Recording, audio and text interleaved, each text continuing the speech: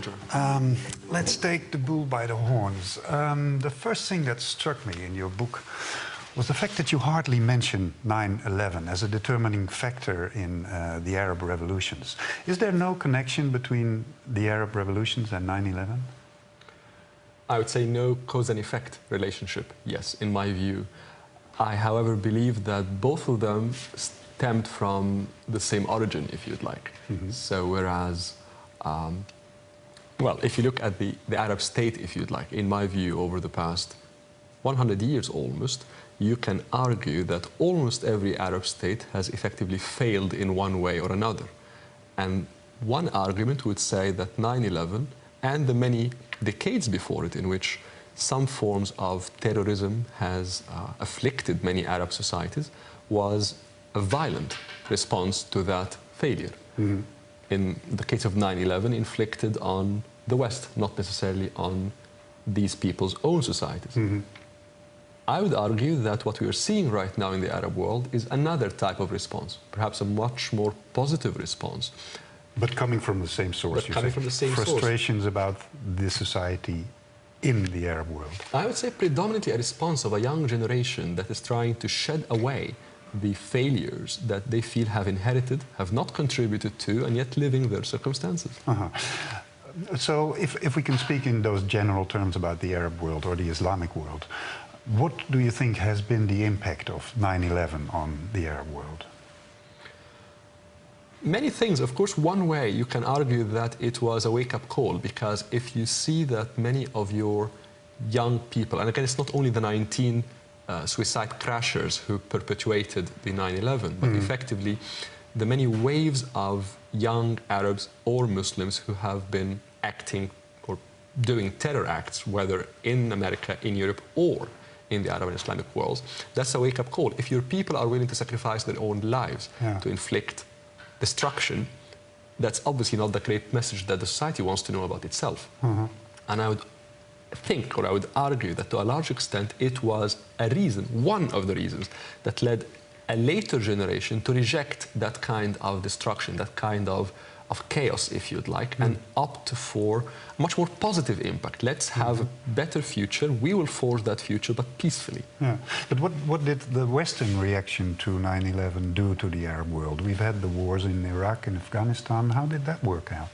To be honest, I don't think that the wars in Iraq or Afghanistan had any direct major impact on what led to the Arab Spring. I don't think there is any kind of serious cause and effect behind that. To a very large extent, in my view, the causes behind what we're seeing right now in the Arab world are, again, multiple failures, socio-political, of course, economic failures over many decades, not only the past 10 or 15 years. You can argue that, of course, many of these failures are connected to some of the Western actions in the Arab world. But in my view, by far, the real reasons are internal within these societies, not really what has been inflicted by others.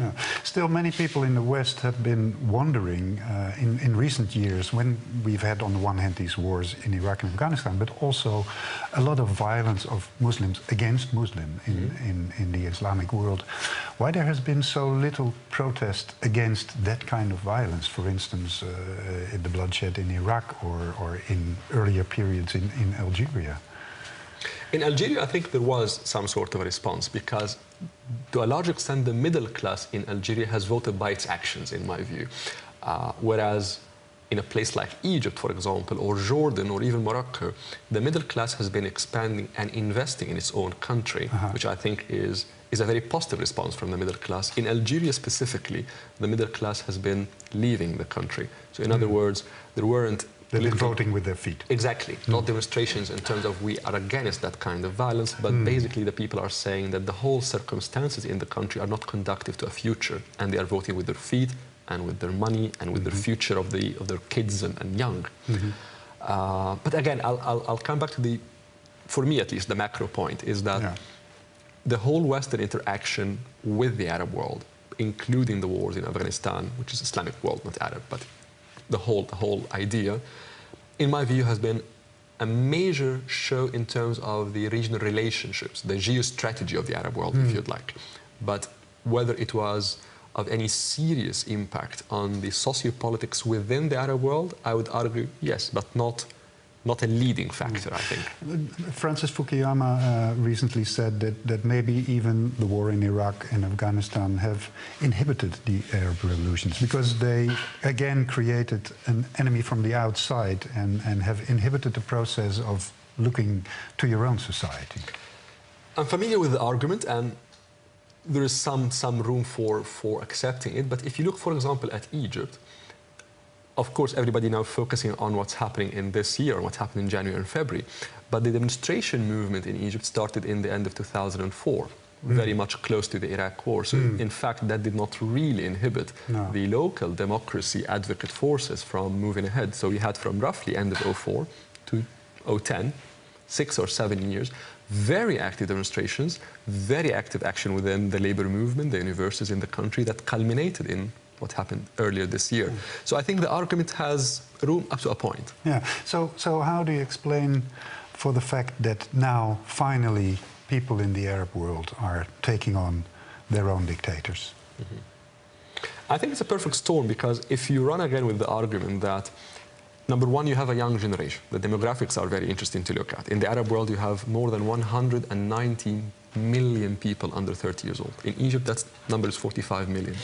Which is more than half of the population. Exactly. And even more interestingly, 2/3 of those are under 20 years old. So think of how dramatically young that population is. Effectively, that's almost a new population coming to the stage. And at the same time, I propose a line of thinking that the 3 stages that, especially in Egypt, the state has proposed: Arab liberalism from the mid-19th century to mid-20th century, Arab nationalism from the 50s of the last century to the late 70s. The Nasser period. Nasser period. And then the last 35 or 40 years, which I call a very distorted form of capitalism, the 3 have failed. So if you argue that the state has failed in its different narratives, a young generation coming to the scene, and this young generation for the first time is economically independent from the state. Private sector is prospering, entrepreneurialism is prospering. So put the 3 together and you can argue that this new generation is saying to the state, enough. Okay, enough so liberalism, 20th century liberalism, the earlier part of the 20th century failed. Arab nationalism, Arab socialism maybe, failed.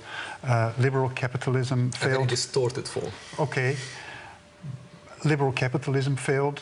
So what alternative do these youngsters have now? What's left for them? I think they're, to a large extent, functioning versions of what has come before. Because these notions have failed not because they are inherently wrong or inherently bankrupt, but I think the execution, how they were undertook in the society, whether the first 70, 80 years, again, between roughly 1850s to 1940s, and then the Nasser period, and then the last 35 years of liberal capitalism. There's nothing wrong with the notion, nothing wrong with the idea, but the fact that their execution, for many reasons, have been very faulted, if you'd like, leaves the young generation with the ability to retake old ideas or come up with new ideas, but have the execution right, without corruption, without concentration of power, with the rule of law, with plurality, with proper economic systems. So I think the devil lies in the detail, as they say, and I think that's the crucial element. Okay, we'll get back to that. There's one other point. If you say that the Arab Spring comes from the same source, in fact, as 9/11, does that also mean that there's a strong anti-Western element in these Arab revolutions? I actually think the West is not particularly a key player here, because... They don't care about us. I will not put it that strongly, but I would say the nature of the response is interesting. Whereas 9/11, and again, it's not only 9/11. Remember that, and I'm sure you know more than I do, that the violence have been inflicted on the Arab world, on the Islamic world, for many decades before it was inflicted on the West. So the groups that decided basically to terrorize their own societies and then terrorize the West, they clearly had a grudge. Deep down, there was a very violent response. Some would argue a nihilistic response. And the West here could, to some extent, in that line of thinking, be characterized as the other, as the opposite. And hence, there was a major role for the West. But the other response, the 9 the 2011 response, this response, is very much a positive response. You're trying to build the future. Again, the demographic factor, the young people trying to build the future. And here, it's a very internal issue. I would actually say the one thing that the West probably is related to is a positive element, which is a role model. People are now, with the effect of satellite channels, internet penetration. In a place like Egypt, it's now over 75% for both mobile telecommunications and internet penetration. They now see the world. That didn't happen in the 80s and 90s. That was one of the key factors in mobilizing people to come to Tahrir Square. You were on Tahrir Square. I just said that you were shouting for Mubarak to leave. Somehow you don't look like the shouting type to me. Were you? I was not shouting for him to leave. I was there, actually, yes, but yeah. But what was your feeling on the square? I think it was a fantastic movement in terms of many positive things about the society where we're coming together in Tahrir Square. So, for example, Egypt has so much poverty, so many socioeconomic problems. Sectarianism has been between Egyptian Muslims and Christians, has been on the rise for many decades in Egypt. But all of these problems were not clear in Tahrir. Tahrir, more or less, was the representation of the positive things about the society. It was a glimpse of a possible future. I think it was a glimpse of the potential of young people who really, again, rejecting a heritage of failure they feel imposed on them and want to forge a future that is positive for them. Is that your feeling too, this positive feeling? And is it still 5 months after? I think it is still. I think there's now some sort of realization, of course, that the economic challenges are on the fore. That was not there in February 2011. I think many of the details of a very fluid political situation are very much on the table right now.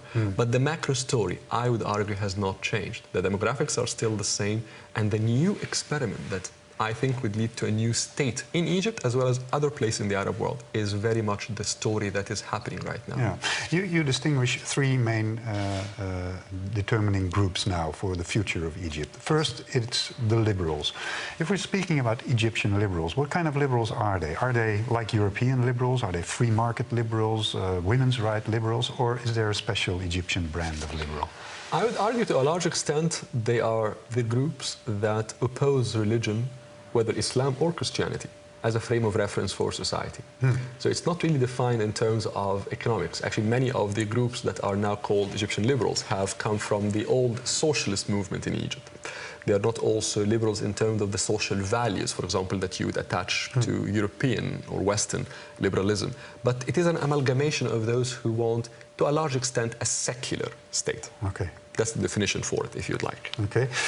The second group, of course, is the Islamists, and that's what everybody in the West is looking at, the Muslim Brothers. What everybody's afraid of, that they will come to power. Is our fear justified? I would argue no, for a number of Because reasons. they don't come to power, or because they're not dangerous? I think for both, and let's start by the second. Number one, there is, in my view, not a single narrative, not a single ideology within socio-political Islam. So, for example, you mentioned the Muslim Brotherhood, which is one player among a number of. They are the most famous, they are the richest financially and in terms of resources, certainly the best organized. But there are other players, and I think, and we're actually starting to see that within, for example, the Muslim Brotherhood, you are starting to see major divisions. You're starting to see personal interests starting to clash. So I would argue, and I think we're starting to see that 3 years down the line... There's not a monolithical bloc. Absolutely. You start to see many divisions within socio-political Islam, which is already happening right now. But it will increase. Regarding the first point you mentioned, whether they will come to power or not, I have absolutely no doubt they will have, again, not the Muslim Brotherhood, but socio-political Islam in general in Egypt will have the largest, not necessarily the majority, but the largest representation in the coming parliament. But I would argue that representation will go down over the years, over the coming years. Why? Because number one, they will be exposed to power, which they have never had before in their life. So instead of just having rhetoric and nice words, they will need to rule. And in a country such as Egypt, with so many problems, now they will face a number of challenges, and people will start to hold them accountable for that. And number two, again, well, if you look at the Arab state, if you'd like, in my view, over the past 100 years almost, you can argue that almost every Arab state has effectively failed in one way or another. And one argument would say that 9/11 and the many decades before it in which some forms of terrorism has afflicted many Arab societies was a violent response to that failure. Mm-hmm. In the case of 9/11, inflicted on... Let's take the bull by the horns. The first thing that struck me in your book was the fact that you hardly mention 9/11 as a determining factor in the Arab revolutions. Is there no connection between the Arab revolutions and 9/11? I would say no cause and effect relationship, yes, in my view. I, however, believe that both of them stemmed from the same origin, if you'd like. Mm-hmm. So whereas the West, not necessarily on these people's own societies. Mm-hmm. I would argue that what we are seeing right now in the Arab world is another type of response, perhaps a much more positive response. But coming from the same source, but coming from the same frustrations source. About the society in the Arab world. I would say predominantly a response of a young generation that is trying to shed away the failures that they feel have inherited, have not contributed to, and yet living their circumstances. Uh-huh. So if we can speak in those general terms about the Arab world or the Islamic world, what do you think has been the impact of 9/11 on the Arab world?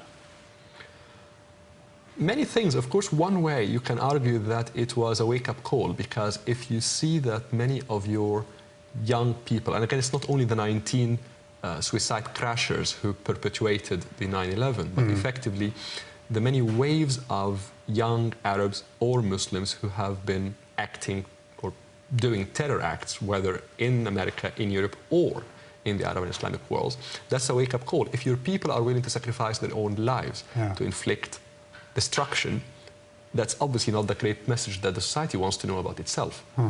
And I would think, or I would argue, that to a large extent it was a reason, one of the reasons, that led a later generation to reject that kind of destruction, that kind of chaos.